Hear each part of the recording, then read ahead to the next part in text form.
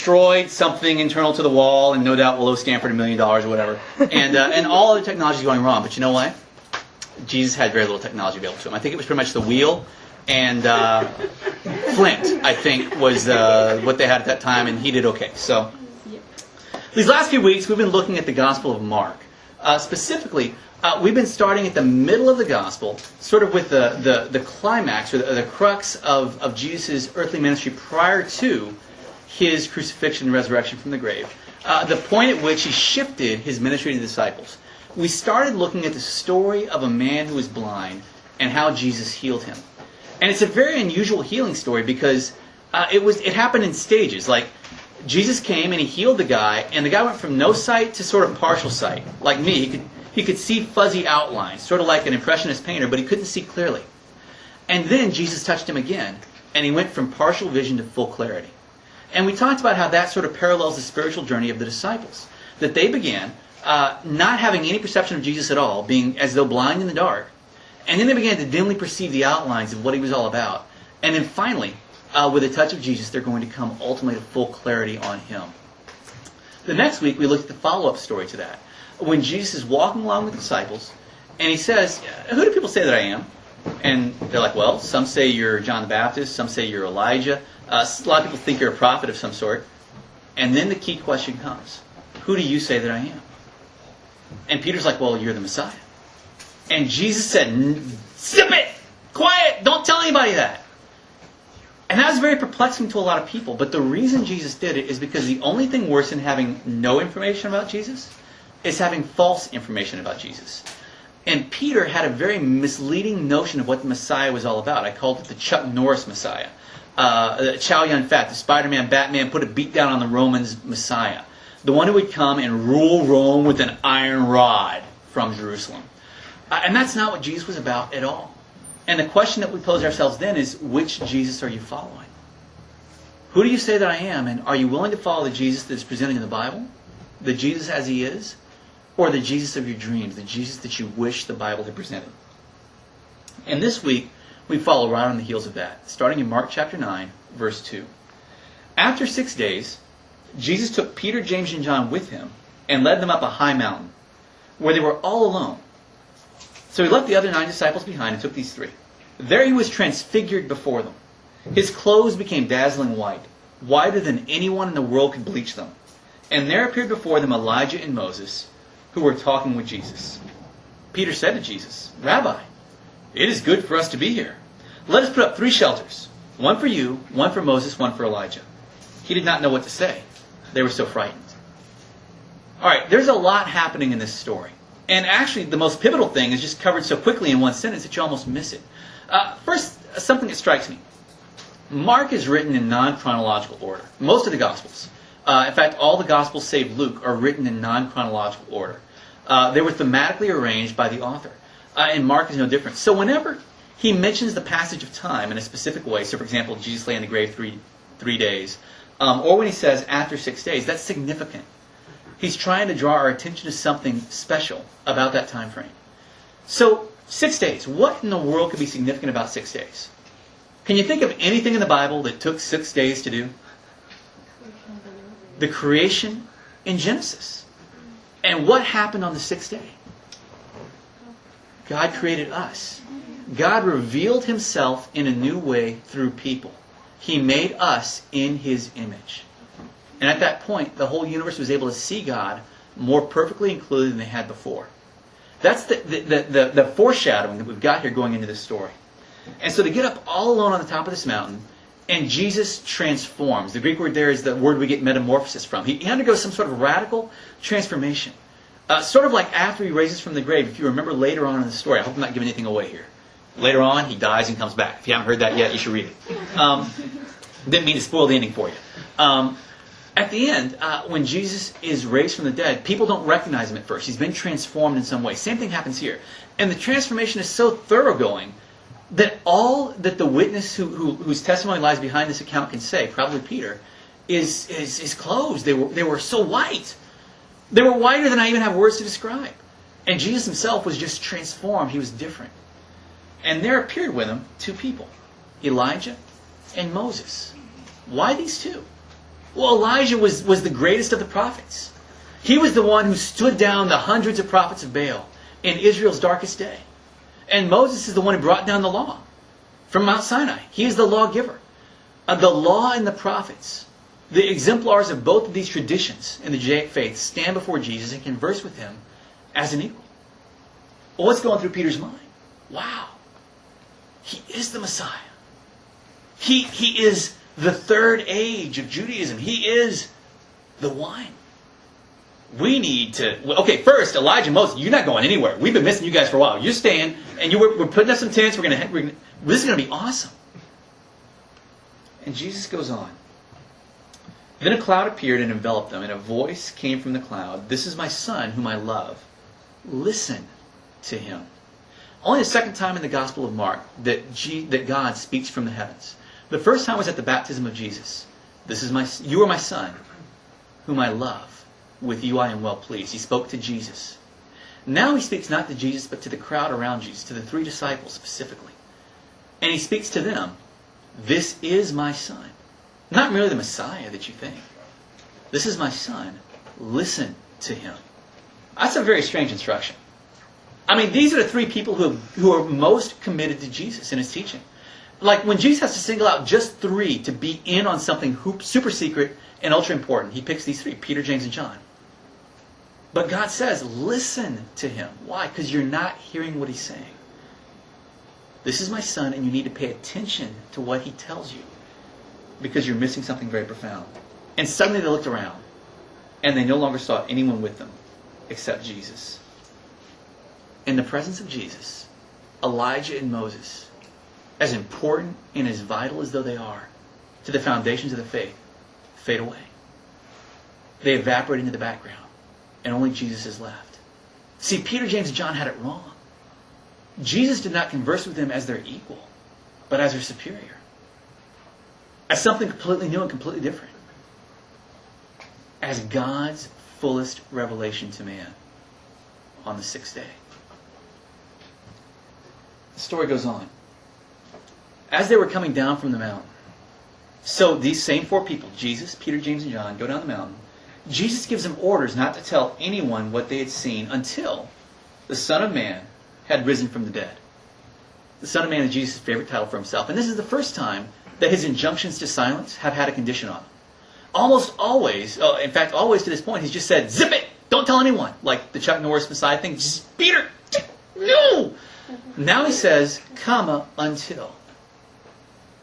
Why? Because there is no possible way that people will be able to understand all these details and how they fit together until the end of the story. It would be like watching The Sixth Sense without seeing the last scene. You wouldn't have a way to... You would have a total misguided perception of what the whole thing was about. And so Jesus says, now someday you need to tell people about this. But not yet. We're still getting things set up. We're orchestrating things. There's a plan at work. And so they kept the matter to themselves, discussing what rising from the dead meant. They're very confused about that. And so they ask him, why do the teachers of the law say that Elijah must come first? Now to us that sounds like a non sequitur. Like they're wondering, what does rising from the dead mean? So why do the teachers say Elijah must come first? Very perplexing to them. Jesus replied, to be sure, Elijah does come first and restores all things. Why then is it written that the Son of Man must suffer first and be rejected? In other words, he takes their question as making sense and replies to it sensibly. What they're getting at, there's this teaching in Judaism that Elijah is going to come first. It's sort of like they had a Chuck Norris Messiah notion of who Jesus was going to be. He was going to beat down the Romans. Elijah too was going to come and perform a certain role, and his role was going to be to make the way ready for the Messiah. Among other things in their mind, sort of preparing the ground at home so that then the Messiah could go and do vengeance abroad. And so there was going to be no one to harm the Messiah. So if Elijah is going to come first and take care of this problem, how is it that the Son of Man has to suffer? This makes no sense to us. Jesus explains, I tell you, Elijah has come. And they did everything to him that they wished, just as it is written about him. In other words, just as deeply as you misunderstood the nature of the Messiah, you thought he would be, Hwah! You misunderstood Elijah. And in other parallel gospel accounts, it explains that this is John the Baptist that he's speaking about, who came in the role of Elijah to prepare. Now, they still don't get it. They don't want to get it. They want their Jesus to be a certain way.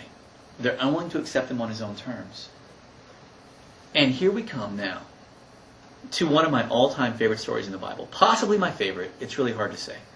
But certainly on my short list. In verse 14.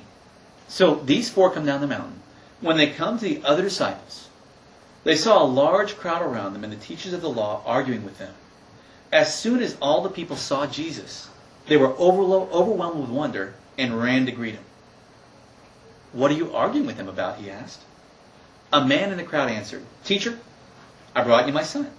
He is possessed by a spirit that has robbed him of speech. Whenever it seizes him, it throws him to the ground. He foams at the mouth, gnashes his teeth, and becomes rigid. I asked your disciples to drive out the spirit, but they could not. Very, very interesting predicament the disciples find themselves in. They were trying to do the work of Jesus without the presence of Jesus. Now, I have to confess to you, I found myself in that situation many times as a minister. That I'm seeking to do things for God, but on my own, in my own way, according to my own plan. Now, right now, most of you are thinking, Glenn, sucks to be you. I'm glad I'm not a minister, so I don't have to worry about that at least. What gave you the idea that you're not a minister? Where did you ever read that in here? You did not. You realize, I hope, that the word minister simply means servant. If you're a servant of Christ, you are a minister of Christ. In fact, in the book of Ephesians, it tells me as a vocational minister, one who, this is my full-time job, that my challenge is to equip you guys to do the work of the ministry here at Stanford. That the ministry relies upon your shoulders. Well, what is my ministry? What does it mean for me to be a minister as a student? Or when I graduate as an engineer, as an architect, as a painter, as a poet, as a fill in the blank? Well, two things. First, of course, it refers to the things that people have done here tonight. Kyle serving as our announcer, that was an act of ministry. Esther leading worship, that was an act of ministry. Desiree setting up the lights, act of ministry. I value those things, helping to set up. I really appreciate all of you who have served in one capacity or another. That matters. But it really almost pales to insignificance in comparison to the main ministry that you have here at Stanford. That is incumbent upon each of you. You are to be ambassadors for the kingdom wherever you go. For the rest of your life, the primary way that you will glorify God with your life will not be in a worship service, whether you're leading it or participating in it from the congregation. It will not be what you do inside the four walls of a church, what you do while listening to a worship CD on the Stairmaster, whatever your little environment groove is. That's not going to be it. The main way you worship God with your life will be the way you spend most of your time. Now as a student, someday as a professional in whatever capacity. And if you cannot find a way to convert that experience into an act of worship, you will be very frustrated in your relationship with God. I preached a sermon actually specifically about this last year called Subdue the Earth. I don't have time to get into it right now, but I encourage you, if this is something that really is intriguing to you, go listen to it. It explains a lot that I think too many Christians don't hear. But even in that, there's an added level of challenge. Let's say you're in your lab. Maybe you're doing great at your research. You're solving problems. You're getting publications. Things are coming your way. What are you accomplishing in that lab that an equally talented atheist could not accomplish in your place? You're in the dorm. Things are going well. What are you accomplishing in the dorm for Christ that an equally talented atheist could not achieve in your place? If the answer is nothing, then perhaps, just perhaps, you're in the same situation I found myself in many times, and the disciples found themselves in here. They sought to do the work of Jesus without the presence or the power of Jesus. We need to find ways to invite Jesus to be part of our everyday life here at Stanford, if our relationship with him means anything at all.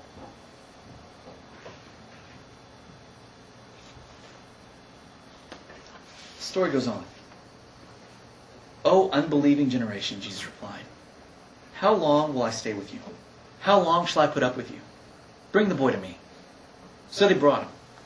When the spirit saw Jesus, it immediately threw the boy into a convulsion. He fell to the ground and rolled around, foaming at the mouth.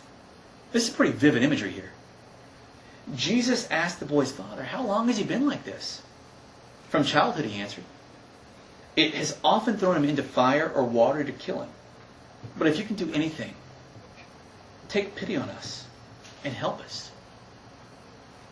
"If you can," Jesus answered, "everything is possible for him who believes." Immediately, the boy's father exclaimed, he cried out, "I do believe. Help me overcome my unbelief."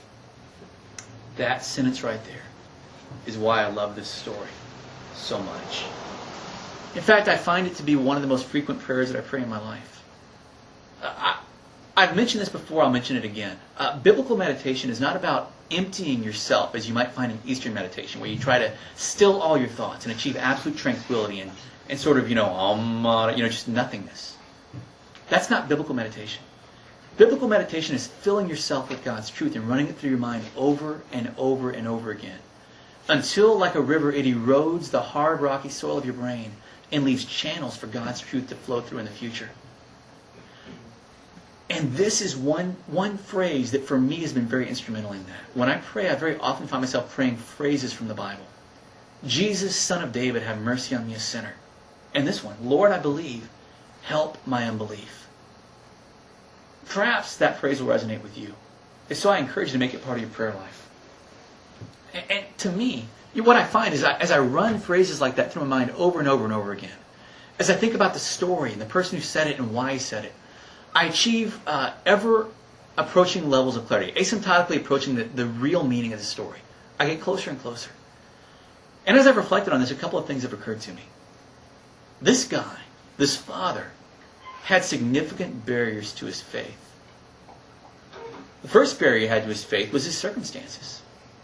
I mean, seriously, from the time that his son was a little boy, he had seen the power of Satan reign supreme in his life, with no evidence that God was greater, no evidence that God cared. He just saw his son's life torn apart. His circumstances were a significant barrier to his faith. His experience of life did not lend itself easily to believing that God was greater or that God even cared. Another barrier that he had to his faith, Jesus' followers had let him down. He came to them and said, "Help my son." And instead, trying to do God's work without God's power, they got into a doctrinal argument with other religious leaders. And they achieved zero in the way of compassion or help. He was hurt, in a sense, by Jesus' followers. And that was a barrier to his faith. And the third significant obstacle that stood in his way was uncertainty about Jesus himself. If you can, do something. Jesus, I don't even know. If you can. In our day, I don't even know if you're real, if you're out there, if you're listening, if you care, if you can. I need help. And this is the thing that stands out to me. He had just enough faith to say, "I believe, help my unbelief." I'm not willing to give it all over yet, but I'm willing to be made willing. I have questions that I don't know how to even get answers for. I've thought about stuff. I don't know. But I am confident enough to address my question directly to you. To address my request directly to you. And to say, if you're there, if you are who I hope you are, if you can do what I really, really want to believe you can do, help my unbelief. Tonight, whether you're a follower of Jesus or you're just checking him out, maybe for the first time, maybe you've been circling for a while, investigating, checking things out, being thwarted by circumstances, perplexed by Jesus' followers, and uncertain about the man himself. If you can just muster up enough faith tonight to say, "Lord, I believe. Help my unbelief," Jesus will meet you. He will help you. As I said 2 weeks ago, you need a touch from Jesus to go from no sight to partial sight to perfect clarity. And he will help if you cry out to him. We'll come back to that at the end of our message. Verse 25. When Jesus saw that a crowd was running to the scene, He rebuked the evil spirit. "You deaf and mute spirit," he said, "I command you, come out of him and never enter him again." Important detail, that last clause, by the way. Get out and stay out. The spirit shrieked, convulsed him violently, and came out. The boy looked so much like a corpse that many said, "He's dead." Did you notice something? When Jesus entered the scene, things went from okay to bad to worse in short order. Boy's okay. The disciples are there. They can't do anything, but nothing's going wrong. Boy's there. He sees Jesus on the ground, foaming at the mouth. Things went from bad to worse. And then Jesus says, "Come out!" And everyone thinks, Jesus killed him. He's dead. Bad Jesus. Often, when God begins to work, things go in the opposite direction from what we expect. If you've ever seen the story of the 10 plagues in Egypt, if you saw the movie The Prince of Egypt, or if you've read the story in the Bible, you may remember that when Moses first came to Pharaoh and said, "Let my people go," the slavery got worse. Pharaoh said, "Oh, they want free? All right. Have them make more bricks. Make bricks without straw." He made their task harder and harder until finally freedom came. Here, things go from bad to worse. In my life, I found it to be true as well. Do not be discouraged if when you turn to Jesus, your life goes to hell. Because hell's trying to hold on to you. But Jesus is stronger, and he will pull you out. The spirit shrieked, convulsed violently, and came out. The boy looked so much like a corpse that many said, "He's dead." But Jesus took him by the hand, lifted him to his feet, and he stood up. After Jesus had gone indoors, his disciples asked him privately, "Why couldn't we drive it out?" They didn't want to do that one in public. "Hey, Jesus, I noticed that we failed. Would you care to explain my failure in detail in front of all these visiting people?" They wait till they're alone. He replied, "This kind can only come out by prayer." It's important, just side note here. Did Jesus pray in this entire story?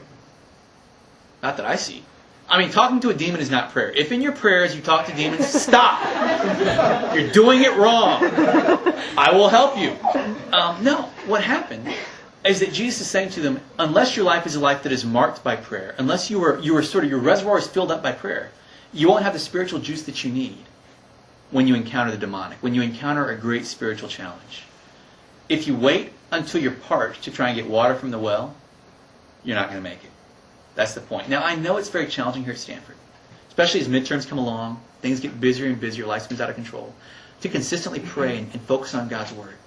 I challenge you to do it. You'll be glad you did when a great challenge comes your way. You will then have the reservoir that you need. They left that place and passed through Galilee. Jesus did not want anyone to know where they were because he was teaching his disciples. He said to them, "The Son of Man is going to be betrayed into the hands of men. They will kill him, and after 3 days he will rise." But they did not understand what he meant, and they were afraid to ask him about it. That's the end of our story. That last sentence strikes me. They did not understand Jesus, but they were afraid. Their fear held them back from going to a new level in their spiritual walk with Jesus. How is your fear holding you back tonight? I should say, is your fear holding you back tonight? Perhaps it's not. Most of us, though, there's at least one area of our lives we hold on to tightly. Like an acrobat holding onto a trapeze, scared to let go because we don't think that anyone will be there to catch us when we jump. Jesus is there. And he is ready. Tonight, I'm going to close in prayer.